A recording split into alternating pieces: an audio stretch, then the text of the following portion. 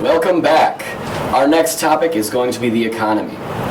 The first topic is going to be directed towards the Echo Party. The America wants job growth and an improved job market. How do we address this problem? Sure. Well, one of the biggest things in the Echo Party is obviously the creation of jobs and getting people employed.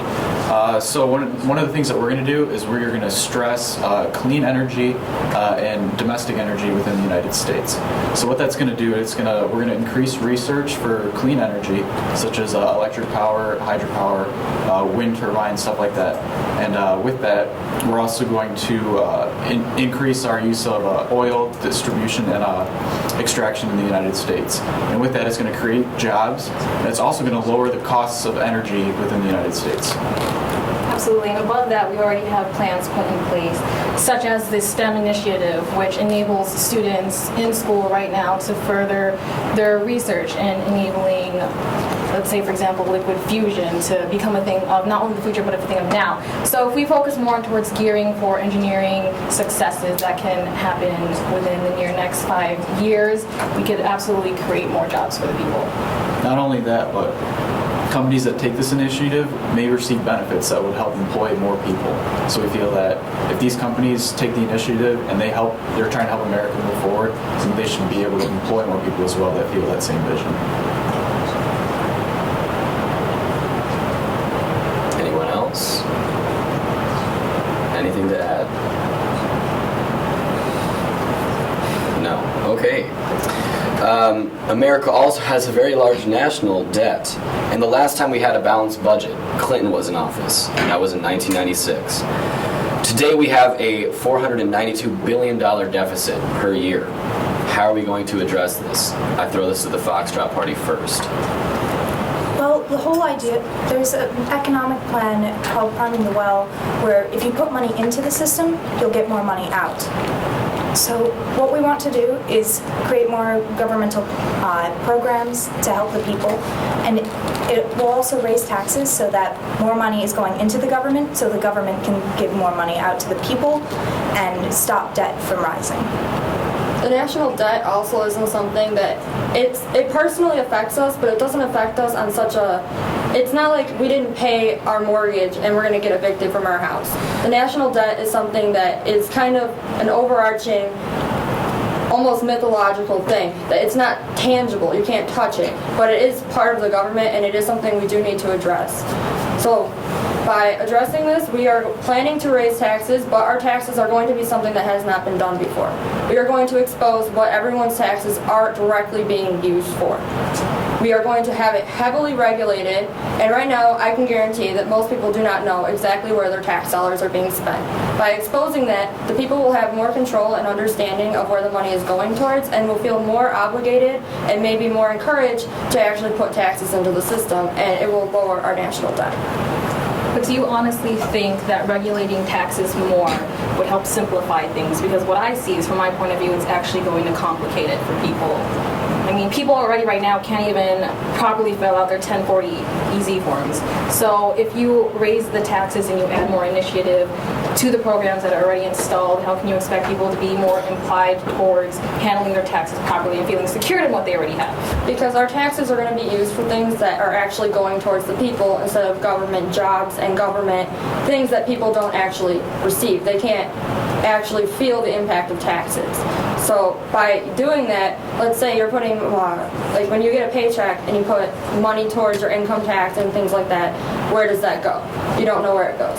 It's going towards our universal health care and our universal education policy.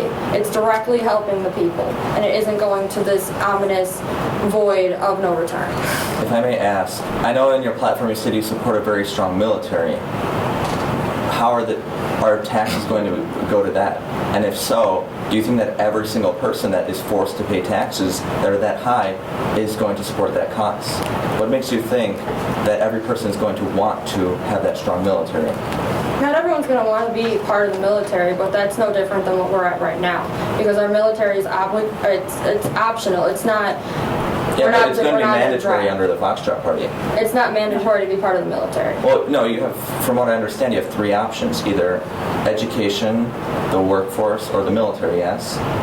Yes. And the majority of people have to be in the workplace to provide the economy, the basis of the economy, to support both those in the education system and the military, right? So the second largest would probably be the military to protect all three groups. We want our largest to be the workforce.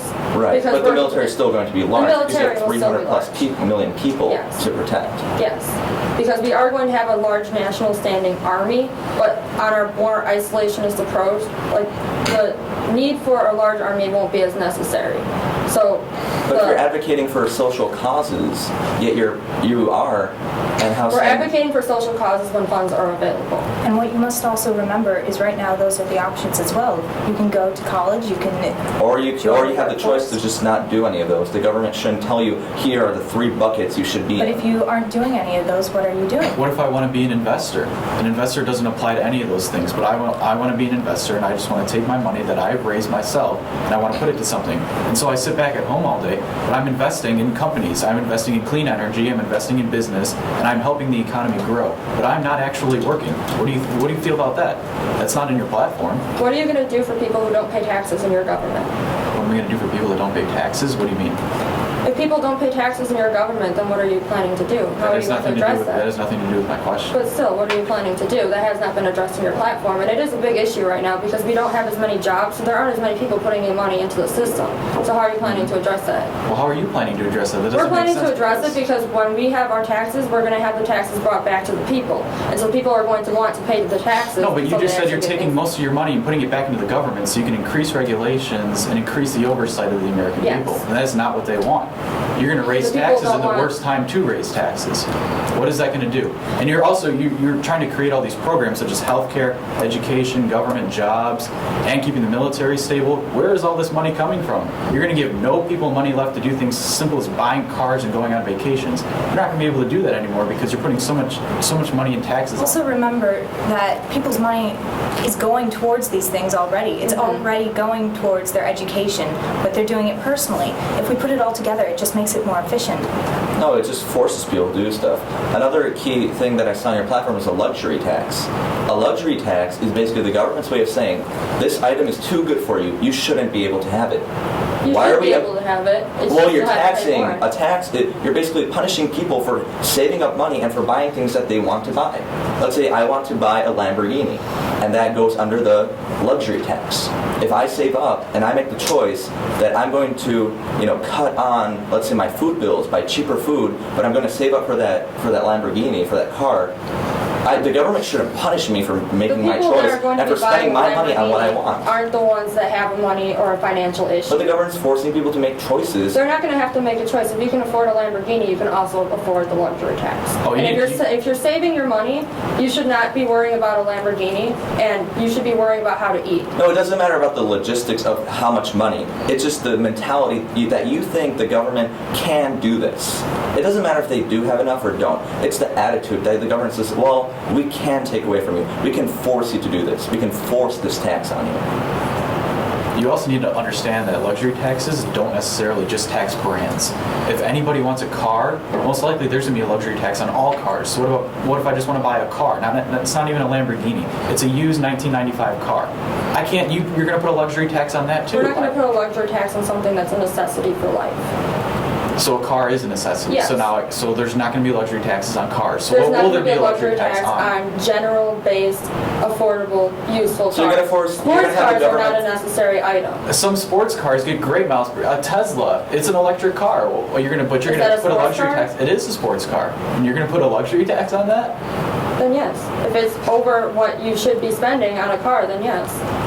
Again, the You can't, government's you can't not- just put a luxury tax on brands. You have to, if you're going to tax something, you have to tax it across the board. You can't be like, I'm going to tax a Lamborghini, I'm going to tax your Porsche, but I'm not going to tax when you just want to buy a normal car.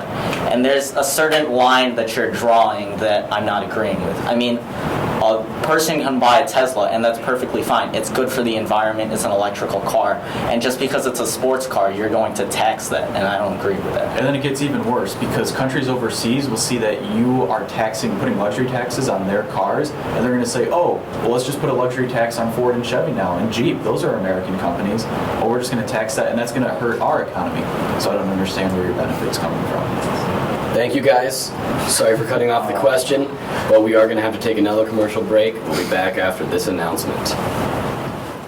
This debate is really heating up. This is the last opportunity for these candidates to get out their opinions to the voters before our town hall debate. Stay tuned for Matt Gudritis' hardball wrap-up afterwards. Thank you.